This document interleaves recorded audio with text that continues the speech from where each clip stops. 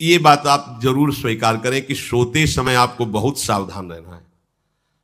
और प्रायः गलती सोते समय करते हैं उपासक की, कोई प्रपंच की बात याद करते हुए या मोबाइल देखते हुए या कोई गंदी चेष्टाओं का चिन्ह, आपकी रात बेकार चली जाएगी। अगर गंदी चेष्टा हो गई तो सुबह भी बेकार हो जाएगी, दिन भी बेकार हो जाएगा, निरुत्साहित हो जाओगे। सोते समय आपको समय नहीं देना व्यर्थ चिंतन का। उसी समय विषय चिंतन होता है, उसी समय विषय भोग की आकांक्षा जागृत होती, उसी समय विषय देखने की इच्छा होती। मोबाइल है तो जिस समय आप अपनी शैया पर जाएं स्विच ऑफ कर दें।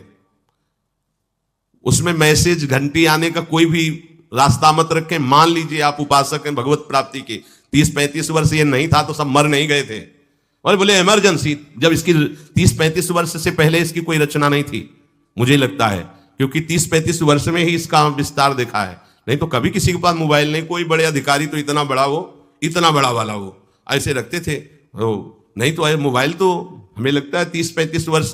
तो फिर इमरजेंसी कैसे चलती थी, कैसे चलती थी इमरजेंसी? और आप ब्रह्मा हो क्या कि इमरजेंसी संभाल लोगे? स्विच ऑफ करो। जो सब इमरजेंसी संभालने के लिए तैयार रात दिन न सोता है, वो हर समय जागृत रहता है, वो हमारा आराध्य देव है। स्विच ऑफ करो, चिंतन लगाओ श्री जी का। ये जो रात्रि के शयन के समय मोबाइल में इधर उधर दृश्य देखने हैं, अपने सर्वनाश का बीज बोना है। मान लो, हमारी प्रार्थना मान लो, ये उस समय मन आपको परेशान करेगा जब कमरे की सिटकिनी अंदर से बंद होगी। सबसे प्रार्थना है रात्रि के शयन के समय। तो बोले फिर ठीक है 10 बजे तक देख लेंगे मोबाइल, इसके बाद शयन के समय भजन कर लेंगे। होगा ही नहीं। क्या तुम देखना चाहते हो? प्रिया प्रीतम के सिवा और कुछ क्या देखना चाहते हो? वो तो सुभग सुंदरी सहज सिंगार, सहज शोभा सर्वांग प्रति सहज रूप वृषभानुनंदिनी। हमारी स्वामिनी जी की सुंदरता छुपाने के लिए आभूषण पहनाए जाते हैं, औरों को तो आभूषण सुंदरता बढ़ाने के लिए। यहां छवि के छिपाए बे को ऐसे के दास होके क्या देखोगे मोबाइल में? क्या देखना चाहते हो? वासना की क्रीड़ा, और तुम उस क्रीड़ा को देखना चाहते हो? परमार्थ के पथिक हो। देखना है तो प्रभु को देखने की वृत्ति रखो, अन्यथा मूंद लो आंखें। प्यारे, महान फल प्राप्त करोगे। सबसे प्रार्थना है एकांत में मोबाइल रूपी दुश्मन से बचो, क्योंकि जब आप गंदी बात कहीं देखोगे तो आपके अंदर वैसे ही चिंतन बनेगा, वो ऐसे ही लगेगा मैं भी ऐसा करूं, मैं भी ऐसा भोगूं, मैं भी ऐसा देखूं। मान लीजिए आप, जब हमारे शास्त्र कहते हैं कि पशु पक्षियों के मैथुन को भी नहीं देखना है, अगर ऐसा एक बार दृष्टि पड़े तो मानसिक प्रणाम करके दोबारा दृष्टि ना देना। और आप मोबाइल में ऐसी चेष्टाएं देखोगे, कैसे आप भगवत भजन करोगे? कैसे भगवत प्राप्ति का उद्देश्य रख पाओगे? यह कलयुग की बहुत महीन चाल है कि उसके बिना काम नहीं चलेगा और हम तुम्हें काम से युक्त कर देंगे। इसके बिना काम चलेगा नहीं, तुमको रखना पड़ेगा, और जब तुम इसे रखोगे तो हम काम अपना कर लेंगे। कलयुग ने कहा हम अपनी व्यवस्था बना लेंगे। यहां कह रहे जब आप नींद में जा रहे हैं तो बिल्कुल मानो मृत्यु शैया पे जा रहे हैं, आपको उस समय नाम जप में बहुत ध्यान देना है, कहीं मन बहक ना जाए। तो क्या होगा, 5-6 घंटे जो आप लेटोगे ना, वो भी भजन हो जाएगा। हमारा जो सततम योमाम स्मरति नित्यशा है ना, ये पूरा हो जाएगा। नहीं उस समय हम सो जाएंगे तो हमारा 6 घंटे का भी योग हो गया, 6 घंटे भजन रुक जाएगा। और ये 100% पक्की बात अनुभव की कहते हैं, यदि सोते हुए भजन करोगे तो जगते, कई बार तो पकड़ा है कि अगर आधे पद में बेशुद्ध हो गए तो वो पद पूरा जगते ही शुरू हो गया है, मतलब बीच में स्थिति भागवती की रही। जैसे बेहोश करते समय हमने कहा था जब ऑपरेशन की हमें बता देना, तो उनका बाबा अभी इंजेक्शन लगाने वाले हैं, तो 1 मिनट हमें केवल दीजिए, अपनी चित्तवृत्ति। तो जब होश आया तो वही पहले चिंतन चल रहा था, वही चिंतन। जैसे सोने के समय बेहोश हुए तो जगने के समय वही चिंतन, ऐसे ही इंजेक्शन से जब बेहोश हुए और जब होश आया तो वही चिंतन चल। बहुत बड़ा चमत्कार अभ्यास का है। नींद खुले तब से लेकर गाढ़ नींद आने तक स्मरण में कभी रुकना नहीं। और आपको एक छूट दे रहे हैं। कभी कभी क्या होता है कि एक मंत्र में, एक नाम में जैसे बहुत देर अभ्यास करते हैं तो मन उबने लगता है। इसका स्वभाव है, ये अनुभव की बातें कहते हैं। इसका स्वभाव है नवम नवम, नहीं तो ये मतलब, तो इसको हम लोगों ने कैसे फंसाया है। जैसे गुरु मंत्र जप रहे, अब 2-3 घंटे लगातार गुरु मंत्र जप, अब इसको उबन बढ़ी, अभी छोड़ रहा है, बीच बीच में पता चलता है छोड़ना चाहता है, छोड़ रहा है, तुरंत इसको नाम में फंसाया।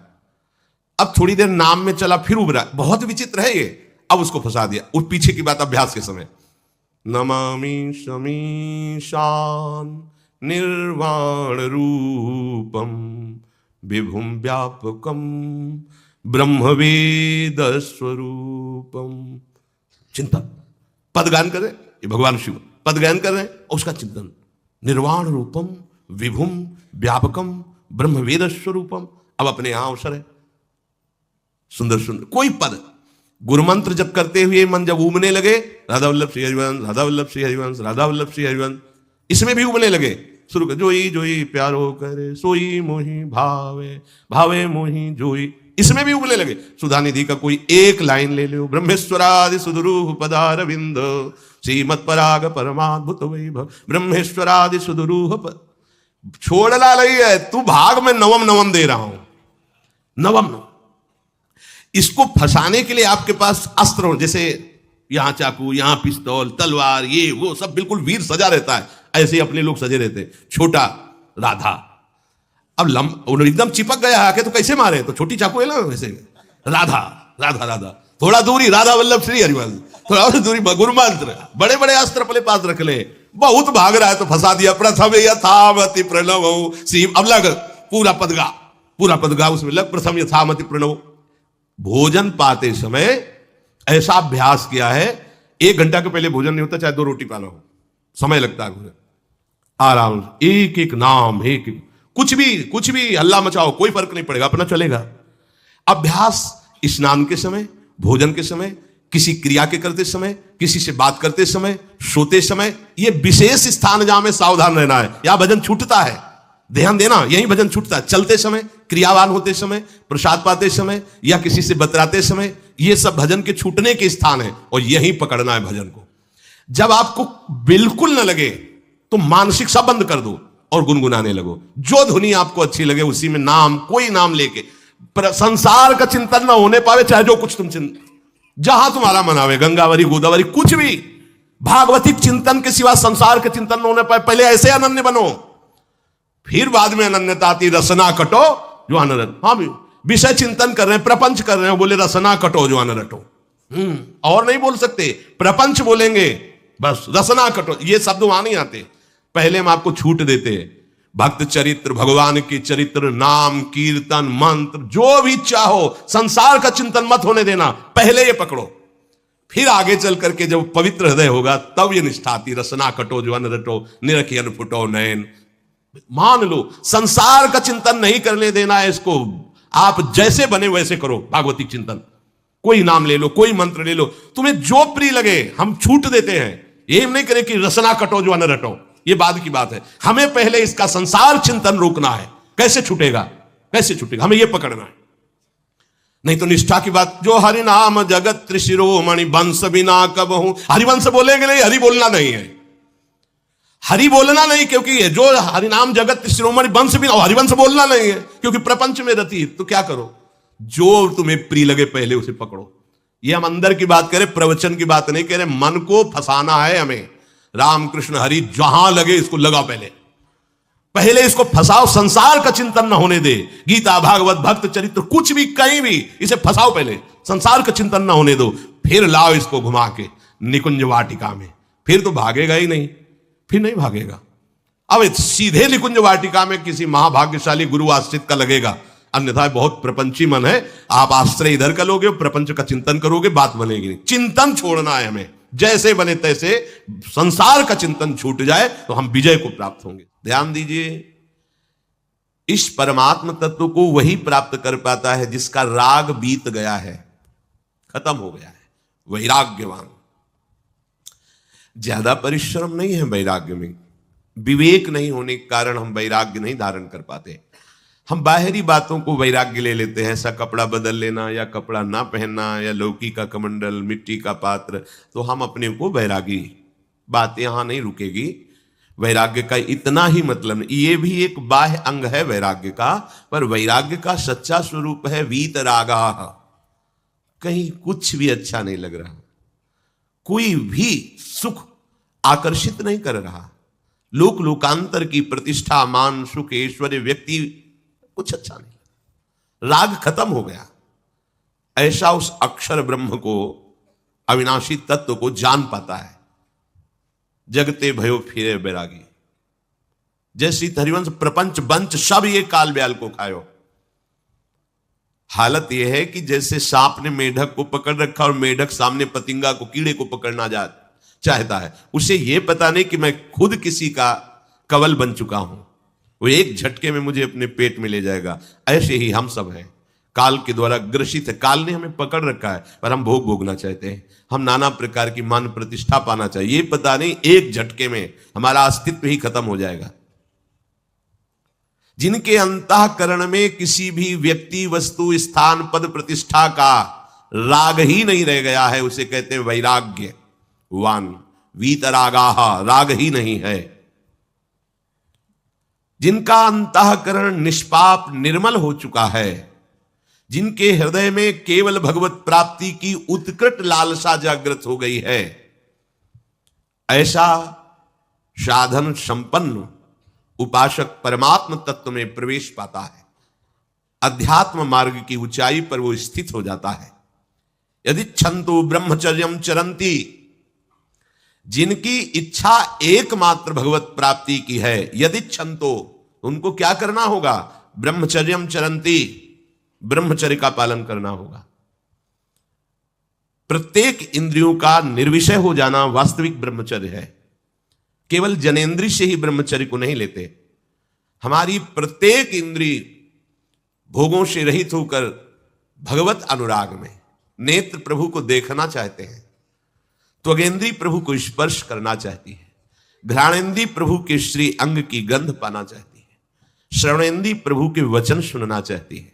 एक एक इंद्रिय अपने प्रभु में लग गई, अंतर्मुख हो गई, बाहर विषयों का त्याग हो गया। इसे ब्रह्मचर्य कहते हैं। पर प्रारंभिक ब्रह्मचर्य में जनेंद्रिय का ब्रह्मचर्य अत्यंत आवश्यक है। यदि जनेंद्रिय जन्य व्यभिचार दोष से युक्त है तो कदापि उसे भगवत प्राप्ति नहीं हो सकती। शुभ गति व्यभिचारी शुभ गति चाहे, असंभव। और भगवत मार्ग में सबसे बड़ा दुश्मन यही व्यभिचार दोष है, काम। इसी से हमारा हृदय मलिन होता रहता है। अंधा बटे और पड़ा चबाए वाली दशा रहती है। हमें 50 वर्ष हो गए, अरे 50 जन्म हो जाए, तुम व्यभिचार करो, गंदी बातें करो, गंदे चिंतन करो, तो समय व्यतीत करें। अनंत जन्म व्यतीत हो गए, भगवत प्राप्ति हुई क्या? 50 वर्ष से भगवत प्राप्ति हो जाएगी क्या? 5 मिनट काफी है भगवत प्राप्ति में। एक बार नाम काफी है। वो स्थिति तो लाओ। बार बार बहिर्मुख वृत्तियों के द्वारा विषयों में सुख बुद्धि कर लेने से हमारा सारा का सारा अध्यात्म चिंतन बदलता रहता है, इसलिए लाभ नहीं मिल पाता, एक रस चिंतन नहीं रह पाता। बार बार विक्षेपी विषय करते रहते हो, हम सहते रहते हैं और भोगते रहते हैं। एक बार तो हिम्मत करके उठो। अब लो नशानी अब ना नशई हो, एक बार तो दृढ़ बनो। बस मन के अनुकूल चलने की बात को तुम्हें रोकना होगा, तभी तुम्हारे अंदर यदि छंतो, ऐसी इच्छा जागृत होगी। पक्का पक्का ऐसा ही है। जब हम किसी विषय के वेग को सहते हैं, विषय नहीं भोगते, तो मन बहुत जलाता है। उस जलन में फिर एक ही बात होती है, बस भगवत प्राप्ति हो जाए, झंझट खत्म हो जाए। कब तक हम इसमें चलेंगे? एक बार भगवत, वो जलन हमको भगवत प्राप्ति की इच्छा प्रकट करती है। अपने लोग क्या करते हैं? जलन को मिटाने की कोशिश करने लगते हैं। तो भगवत प्राप्ति की इच्छा क्या? भोग प्राप्ति की तृष्णा जागृत हो जाती है। भोगे हुए भोगों को बार बार भोगने की इच्छा का नाम तृष्णा है। बाहर और भीतर से कोई सहयोगी नहीं, जल रहा है उपासक, तब रास्ता निकलता है भगवत प्राप्ति का, तब इच्छा प्रकट होती। अब नहीं, बहुत जल लिया, अब तो केवल प्रियाजू के समीप जाना है, अब तो प्रभु के सानिध्य में रहना है, नहीं इन भोगों की जलन में जलना है। पर यहां तक पहुंचने के लिए जलना होगा, तभी लिखा सहित सहित बाढ़ भगति तास्तिति क्षस्व भारत, क्योंकि आगमा पाइनो अनित्यास, ये नाशवान काम क्रोध आदि तुम्हें प्रेरित करेंगे, तुम इनके वेगों को सह जाओ। ये स्थायी नहीं है, आगमा पाइनो है, आने जाने वाले हैं, और ये सहन करने से नष्ट होते हैं, भोगने से बढ़ते हैं। यदि छंतो, अगर भगवत प्राप्ति की इच्छा है तो ब्रह्मचर्यम चरंती, ब्रह्मचर्य का पालन करना ही होगा, इसमें कोई गुंजाइश नहीं, क्योंकि आप चल ही नहीं सकते। ध्यान से सुन लो, ये मनोरंजन का मार्ग नहीं है, इसमें मन ही मार तनहारिक है वृंदावन में गाज, इसमें मन मारना होगा। प्रायः ये मन को दुलार करने वाले लोग कभी भाग्य से सत्संग में भी आ जाते हैं, कभी श्री विग्रह के दर्शन करने भी मंदिर पहुंच जाते हैं, कभी तीर्थयाटन भी करते हैं, पर इनका कोई लक्ष्य नहीं होता। आज सुन लिया सत्संग, बढ़िया है, लक्ष्य नहीं होता। यहां लक्ष्य वालों की बात हो रही।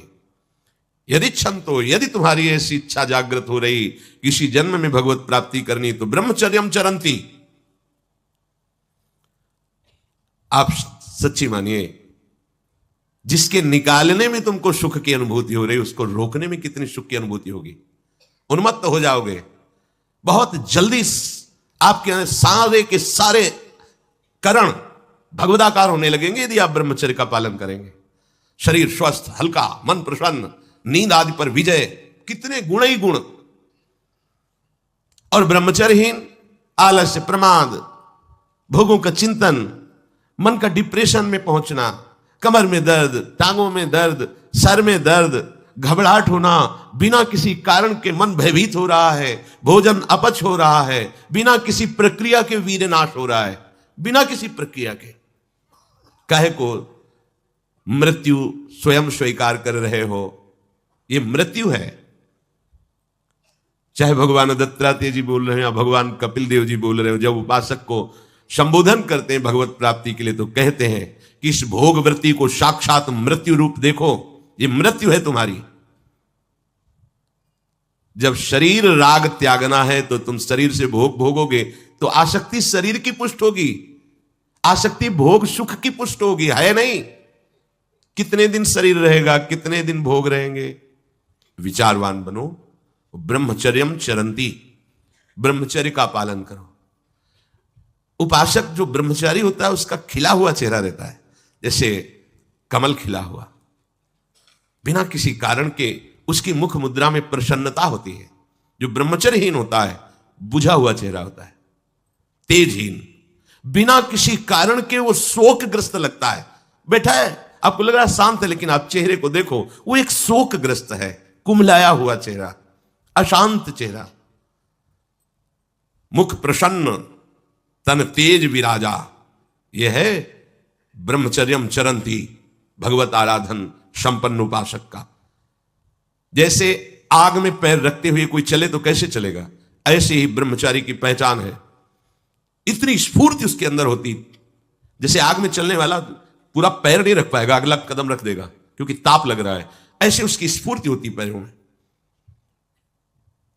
उसकी आंखें एकाग्र रहती है, चंचलता इधर उधर या बार बार झपकना यह विषयी पुरुष का लक्षण है। बार बार पलक झपकना यह विषयी पुरुष का लक्षण है। इधर उधर ताक झांक, चंचलता, ऐसा बैठे तिनका तोड़ रहा है, पैर हिला, यह सब विषयी पुरुष के लक्षण है। यह तो बिल्कुल साधारण स्पष्ट दिखाई देता है आदमी विषयी है या ब्रह्मचारी, एक सेकंड में लक्षण होते हैं। आपको जब भगवत मार्ग का अवसर मिला है तो गृहस्थ हो, संतान हो गई, ब्रह्मचर्य से रहो। नहीं चाहिए संतान तो भ्रूण हत्या, गर्भ हत्या जैसे महापाप करने की क्या जरूरत है। उसी वीर से संतान उत्पन्न होती है जिसको आप नष्ट कर रहे हो, जिसको आप ऐसे पानी में बहा रहे हो, व्यर्थ फेंक रहे हो, तो उसको भ्रूण हत्या का पाप लग रहा है, तो तुमको पुण्य लग रहा है, वीरपात कर रहे हो तुम्हें भी वही हत्या लग रही है, क्योंकि उसमें वही जीवात्मा है जो मां के गर्भ में जाके बालक रूप धारण कर लेती है, उसको तुम नष्ट कर रहे हो। पर बुद्धि भ्रष्ट हो गई है, समझ में नहीं आता, व्यर्थ में वीरपात करते हो, व्यर्थ में। तुम्हारा भजन बनेगा, तुम अध्यात्म के योगी बनोगे, मजाक है अध्यात्म का मार्ग। होश में हो जाओ, ये मन के दुलार को बंद करो। जब तक इच्छा ही नहीं भगवत प्राप्ति की, तो फिर तुम कैसे भगवत प्राप्ति कर पाओगे। भगवत प्राप्ति की इच्छा कैसे होगी जब तुम्हारी इस तरह से निंदनीय वृत्तियां हैं। इंद्रियों को दुलार कर रहे हो, मन को दुलार कर रहे हो, भगवत प्राप्ति चाहते हो, आचरण नीच और चाहते हो उच्च पदवी। सावधान हो जाओ।